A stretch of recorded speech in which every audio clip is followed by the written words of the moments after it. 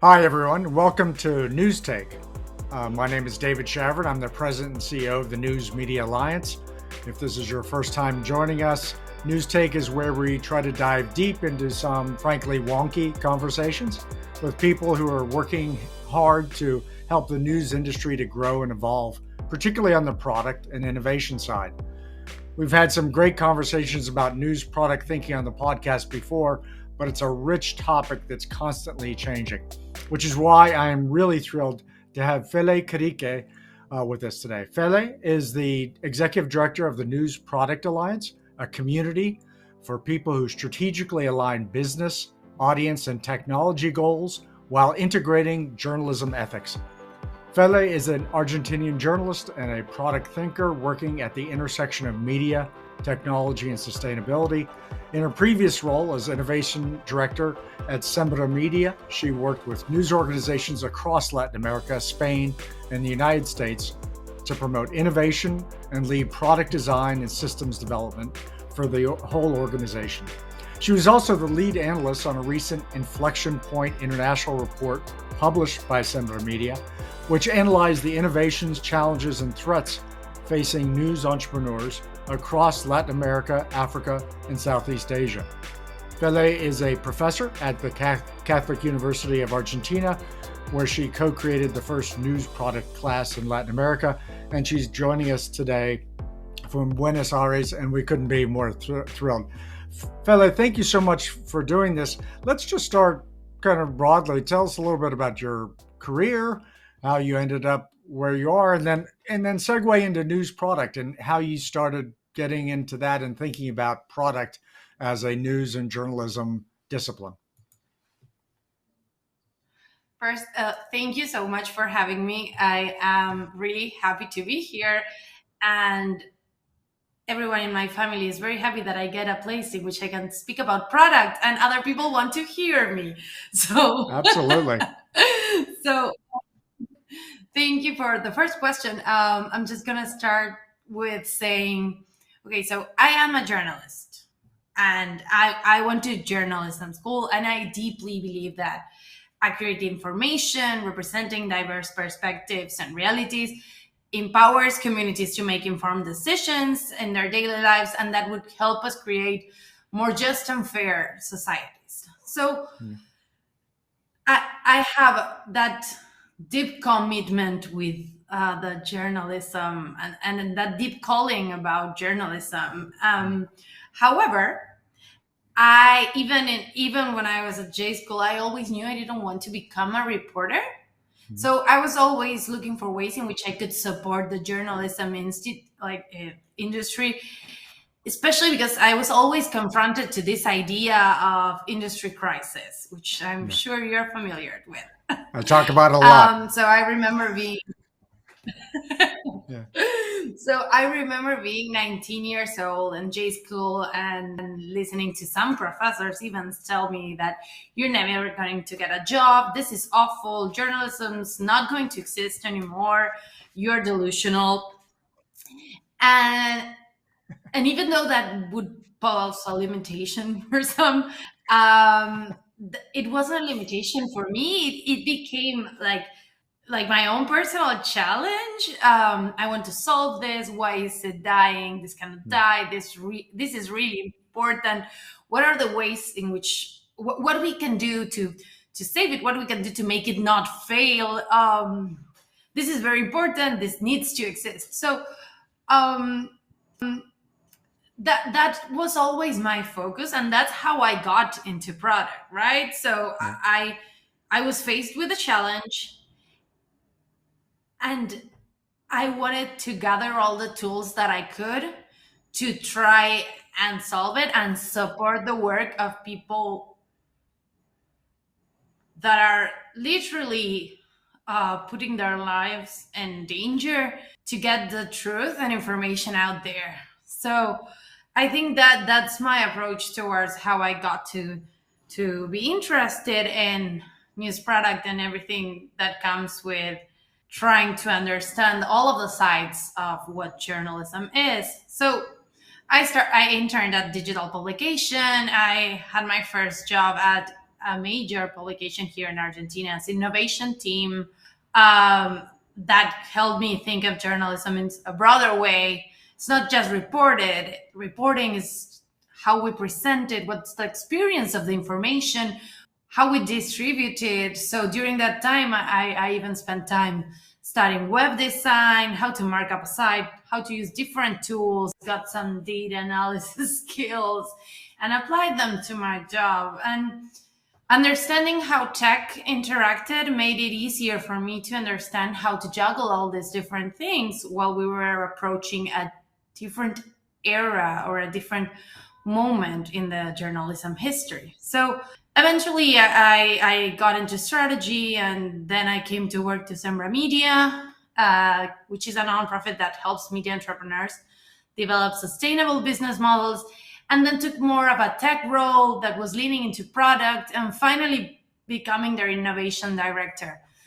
And as you can see, this is a pretty winding path. Yep. So, and includes a little bit of different things. And I have to say that at some point this was very confusing for me, because I wasn't really sure how this was going to play in my career. I felt a bit lost, and but the thing is, this is actually pretty common to people who actually ended up doing product work in Yeah. news, because we come from such different paths and journeys. And I was lucky that I finally was able to put a name to what I was doing and met my people at the first SourceCon product. And after that, I kept collaborating and meeting more product thinkers like me from the MPA community. And I wanted to work to make sure that other product thinkers felt the same way I did, and that they were empowered to continue leading the transformation and embracing the uniqueness of being able to integrate all of these different disciplines towards creating an information product that people and communities actually want to read and want to consume. So I think it was a bit long, my answer, but hope it. No, it was a great answer. I tell you, there's a couple of immediate things that jumped out at me, and also about how I think about what we do. Right. First of all, when I got into this job, I've had my own people say, "What are you, crazy?" But I was always compelled by the idea that we have more consumers of our core product, journalism, than ever by a lot. Like whatever people's dream was as peak print era, we have many, many, many, many more consumers of the product. So we that is something you can build towards. This is not this, as I say, buggy whip industry. This is not the buggy whip industry. People want more buggy whips than ever. It is how you build the distribution and commercial models to meet that demand and sustain it. So I understood that, or felt an immediate kinship with your comments. The other thing is, this is an industry which people forget had an incredible history of innovation. It really invested in developing all sorts of innovative technologies and techniques for a really long time. And frankly, in the print era, the miracle of having your last reporter do something at midnight and have that paper on people's doorsteps or at the railway station at 5 the next morning is kind of miraculous. It was a lot of innovation went into that. So part of what I think we need to do as an industry is reattach ourselves to innovation like we would have 100 years ago, frankly, and really develop all sorts of new ways to communicate what we do. So I think what you've described is excellent. So let's get into product thinking, because that framing will be new to people. I don't think it should be all that new, again, because at the end of the day, there was a lot of experimentation and innovation in how journalism was delivered. But in this moment, how do you say what product thinking is as being different from what people were doing before? This is a great question, because it comes down to something that we've been working around, which is to establish a common definition of what product means in the news industry, right? Because product thinking and product management is not a new concept, and it's been around in tech and even in marketing for a long, long time. But what's new is how we are applying its tools to developing informational products and news-based products for people. So trying to figure how this plays out in the puzzle that the journalism industry already is, it's one of the challenges we do have while trying to bring this framework towards the newsroom. So what we understand with byproduct is anything that an organization creates for an audience in mind. And this audience can be inside or outside your organization. For instance, you can build a newsletter for an audience, or you could build a CMS having your journalists in mind, right? So the idea is that anything that you build and create for an audience to solve a user need and support your organizational mission, it's a product. So that product needs to create an exchange of value. And that exchange of value can take many forms. It could be money to support a subscription, a contribution, time and attention spent on reading an article, data provided, surveys, registration forms, and so on. So what a product thinker does, or a product thinker does, is connects the dots between audience, business, and technology to create these products that have an audience in mind, front and center of everything that we do. And it's a mindset that focuses on putting the product and its ability to succeed with an audience in the center of the organization. So product thinking can help solve problems like what we were referring to as the journalism crisis. Shifting the focus to audience needs and allowing the different stakeholders within the organization to pursue that same goal. Could you play out an example of just how that would be applied in real world context, about, if you step through thinking about an audience and then how you build product around that discipline about thinking about the audience? And then I want to talk about how that may or may not impact the journalism that's being delivered. But let's start with sort of, if you could think of an example, or either one you've seen, about how people work through this discipline of product thinking. Let's figure, for instance, I'm going to use an actual case of a media organization that I know. So they understood that visual journalism had a lot of power in transmitting complex ideas, but they were working in Paraguay, which is in South America. And one of the problems Paraguay has is that they have one of these lowest connectivity velocities in the continent. So what they first started to try out was video. And the thing was that connectivity was really slow. People were not being able to actually download and see the video without interruption. So stories weren't being as powerful as they could there. And the other thing was, if they wanted to use their mobile data to watch those videos, it would be very expensive for them. And because the country is very unequal and has a lot of people that do not have access to high mobile connectivity at a low rate, they realized that video wasn't cutting what they needed and was not informing the community they wanted to be informed. But the thing is, they discovered that most of their community were using WhatsApp, and WhatsApp for most plans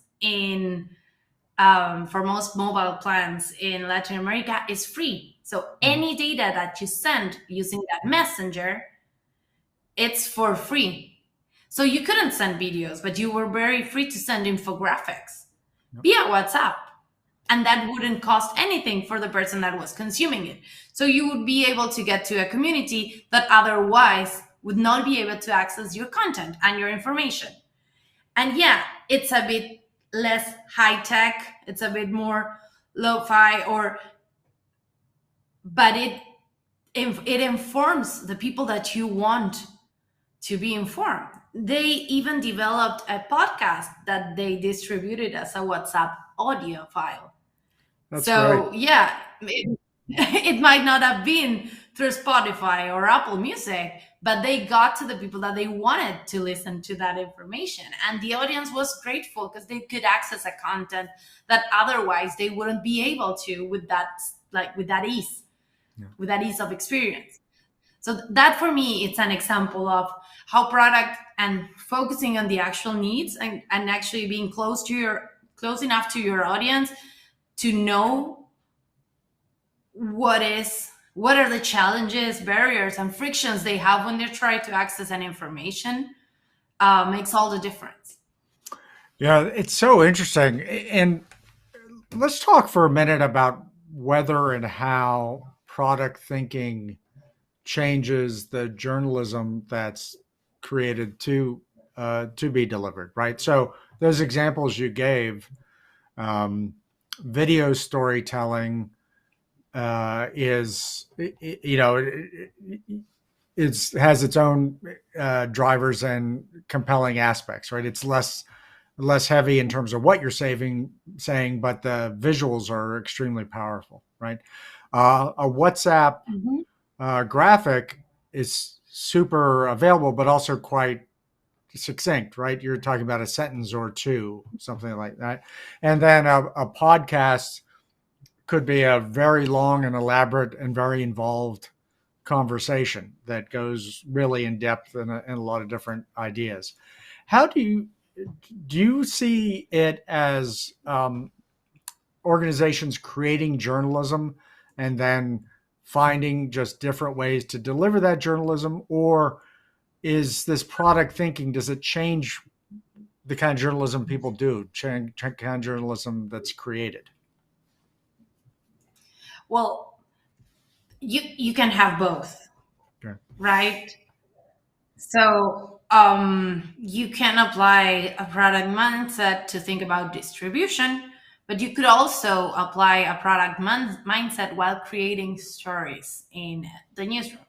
Yeah. And that might not necessarily be um, the product management function that actually exists, and it's a function on itself in some media organizations, Mm. but it might be applying product thinking to what we are reporting on, Mm. Yeah. right? So focusing on what is that people really need to know, and why are the reasons people are coming to us to try and understand what are the stories that offer the most value to this community. So yes, it you could take product thinking into that realm to start thinking of what kind of journalism we do and what kind of journalism drives the most value to our users. Yeah. And that does not mean that we can that this can be done without journalism ethics and actually having editorial criteria, because it's not about, okay, this drives a lot of clicks, so it seems people want to read a lot about the Kardashians. Yeah. But because that's not the thing when we're speaking about product thinking in the newsroom. That's actually one of the challenges that we have, that it's not common to the rest of the industries, which is we have a responsibility towards our communities and our audiences to provide information that enriches the public debate and engages people towards a democratic society. So that being said, and trying to go back to what we were saying, you get both. You can use product thinking as to how to distribute information, but you can also take some of the learnings and some of the tools that are useful to your organization to start thinking, what are the stories that provide the most value to our audiences, and how can we concentrate resources towards those stories, and maybe not necessarily all of these 140 other stories that we're publishing per day that get very low readership. Yeah, that's really interesting. I'll tell you an example. It's been around Yeah. for a number of years, but I'm in the Washington D.C. area, right? And so when people think about news about the weather, right? They don't really think Mhm. about that as, it's mostly, do you tell people to carry an umbrella or put on a coat, right? It's not considered very high value. It comes from free from the Weather Service. The rest of it. Actually, what the Washington Post developed is a product. You get a newsletter every day with real meteorologists and journalists going into some detail about what's happening with weather systems, what the whole week looks like.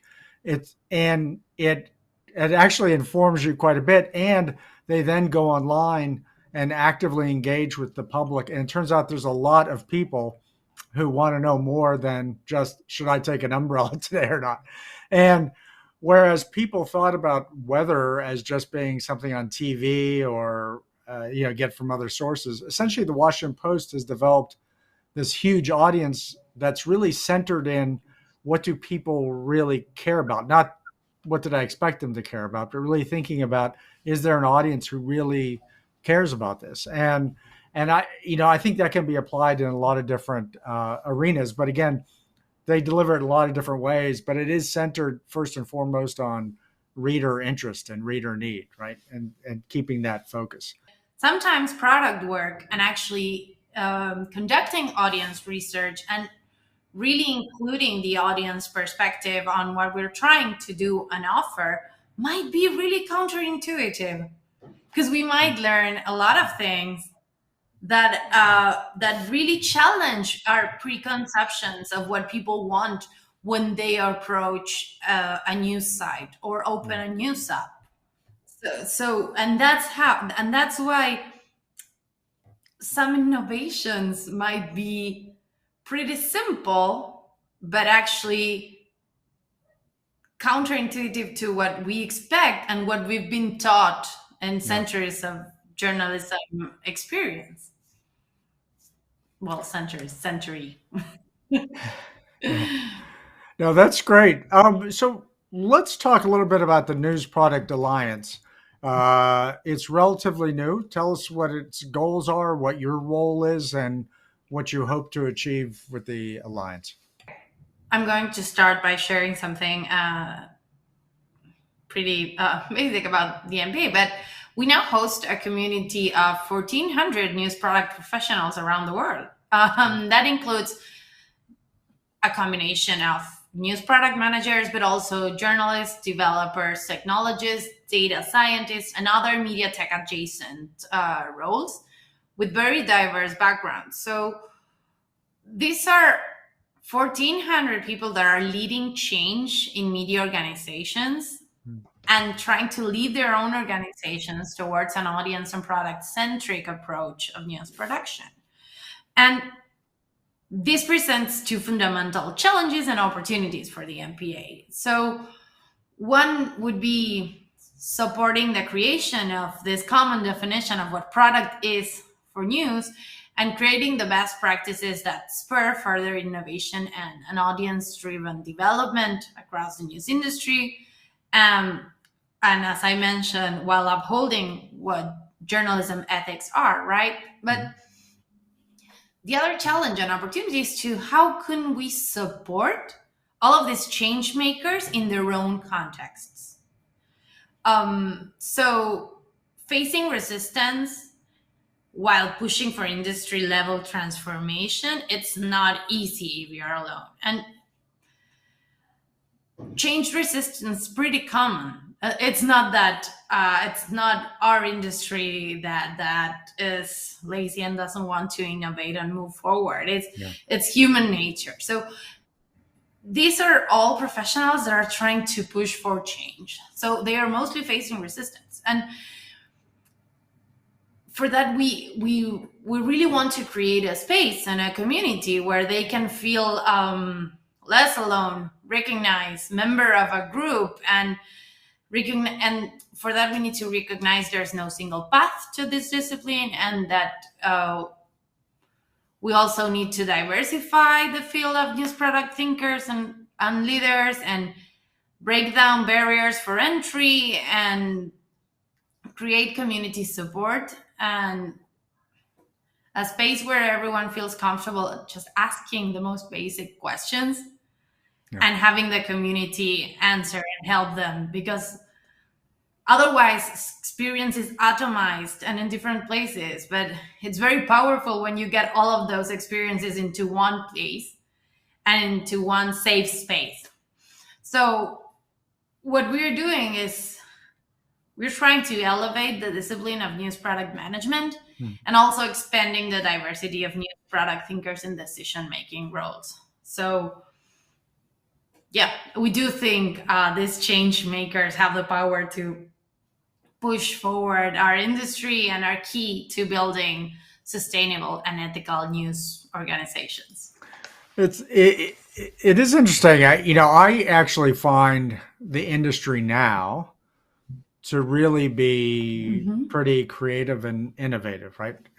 There was a period where it wasn't always like that. And by the way, having a product that makes a ton of money tends to stifle anybody's interest in change, right? But you get to a place where you're not making a ton of money, and it tends to drive the creativity. But you notice you get resistance. Is it the classic we've never done that kind of resistance, or we've always done it this other way, or I just don't believe people will be interested? I mean, it's just that institutional entropy, which again, that infects all sorts of organizations. What are some of the common challenges people face as they get into the space?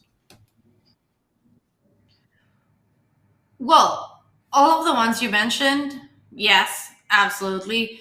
But there's also some other resistance that might not be so conscious in the sense of someone saying, no, we're not going to do this, but it's actually lack of communication in between areas. But this is organizational. This is how organizations work.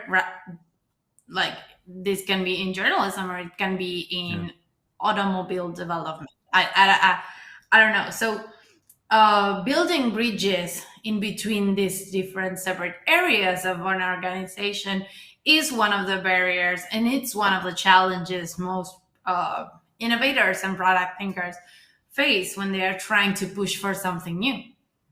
Yeah. Interesting. So getting to people who want to get into the space, what kind of advice would you, again, think of a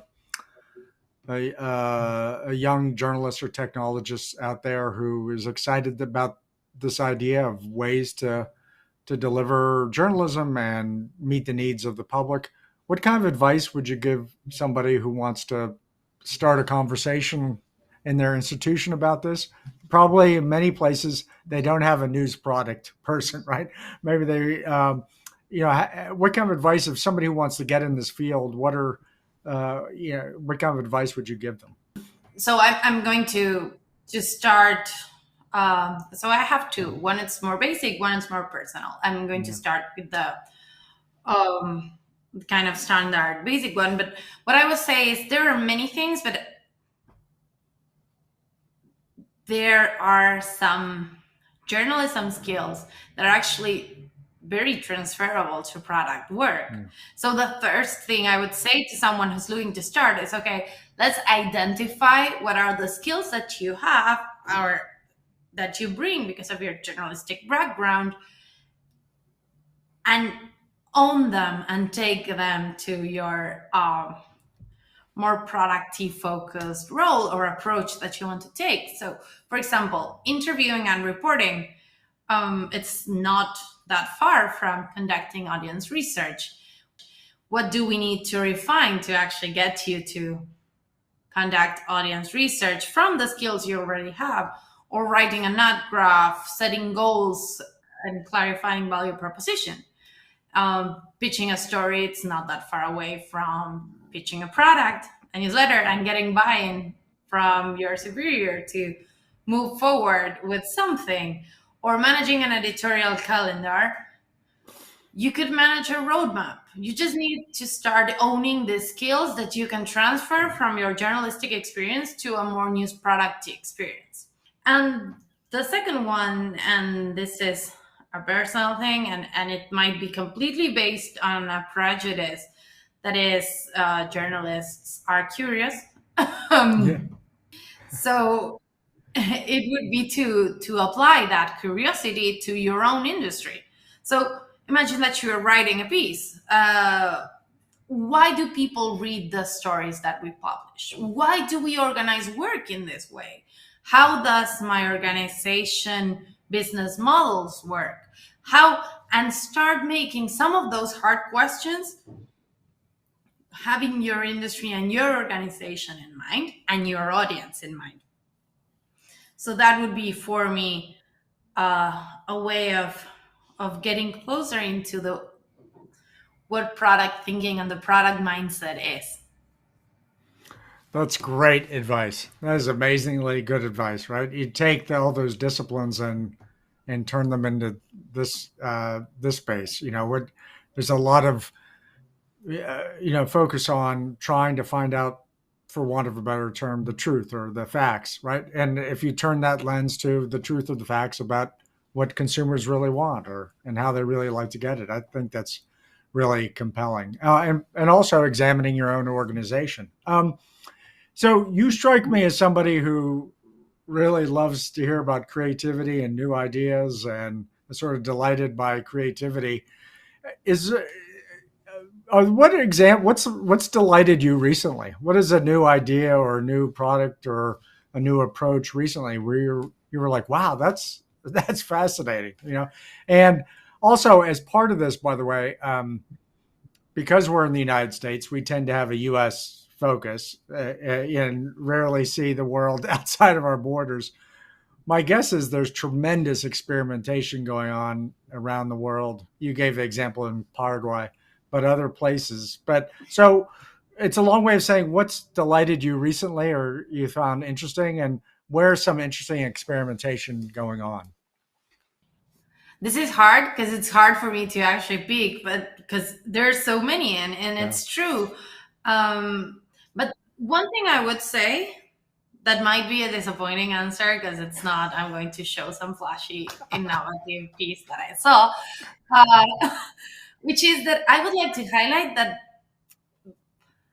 a lot of developments and a lot of things that are being pushed now are not necessarily big or flashy, Yeah. but rather it's a drive for making everything a little better, one step at a time, and adjusting what we do to better interact with audiences and community. So it's not this big special using VR technology, but it's rather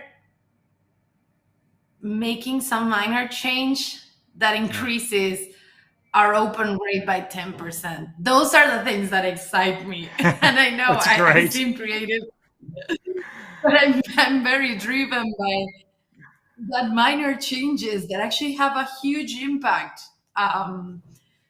in what we get our audience to read and do. So I I would think I would say that's the thing that's impressing me the most these days. And around your question of the difference between the U.S. industry and the product development and the rest of the world, so I would say the news product discipline is pretty young everywhere, and that development might differ from place to place. But however, I don't think that national boundaries might be the main cause for that, but rather like resource availability, Mhm. connectivity, and news consumption habits.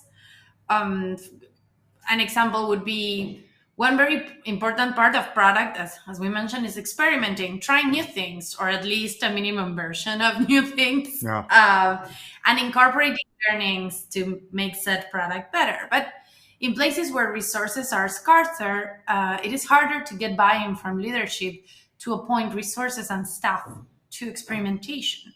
So, even though the approach product proposes can actually help us save money and resources in the long run, as I said, it's still a bit counterintuitive, and it makes it harder for innovators and product thinkers to get their ideas out. Um, Still, I am optimistic that things are starting to shift and the product mindset is starting to show in how we are producing news products by now. And one note, though, that I would like to make about this difference is that because what makes a difference is resource availability, connectivity, or news consumption habits, there might be a lot in common from what happens in a local community in the US Yep. and a local community in Argentina. Sure. And it might be more in common with what happens at the New York Times and at a big media organization in Buenos Aires than the New York Times and the small local newsroom. So having the opportunity of getting a global perspective of what's going on in the media industry might actually help us get hints from rather unexpected places. That's fantastic. This has just been a really good and rich conversation. First of all, just thank you. Thank you for what you're doing. Thank you for leading the charge and driving change and innovation in the industry, which again, we're having to rediscover, but we have it in the industry's DNA. It has been at various times a deeply innovative industry. And also, I have to tell you, there's something about the pace of a daily news operation or a constant news operation that I think sometimes lends itself to the ability to innovate. You're even if you think of the classic print news product, they were, they started with a blank page every night, right? It was you're creating something every day, and to the extent you can keep that pace and infuse some experimentation, I think that's exactly what we need in this moment. So, listen, I want to thank you for taking the time to do this. Thank you for what you're doing, and Thank you. I'm definitely going to want to have another one of these conversations. So, and any way we can help the News Product Alliance, please let us know that. Okay. Thank you so much for having me, and thanks to the News Media Alliance for hosting these conversations. I really appreciate having a space to discuss how we can push this industry forward. And thank you so much, David, for such good questions. Great. Thank you very much.